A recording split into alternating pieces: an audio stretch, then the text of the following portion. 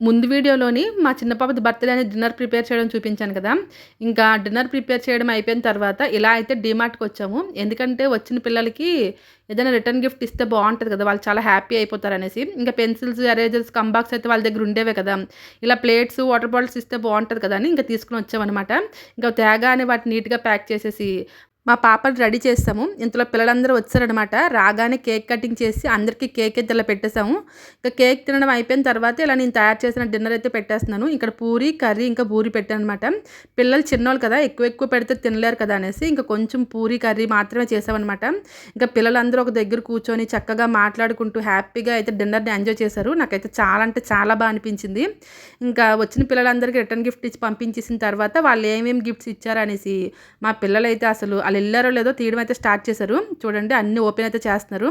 ఇంకా ఇయర్‌కి మా ఇంట్లో అందరి బర్త్‌డేలు అయిపోయినట్టే మా చిన్న పాప బర్త్‌డేతో. Thanks for watching.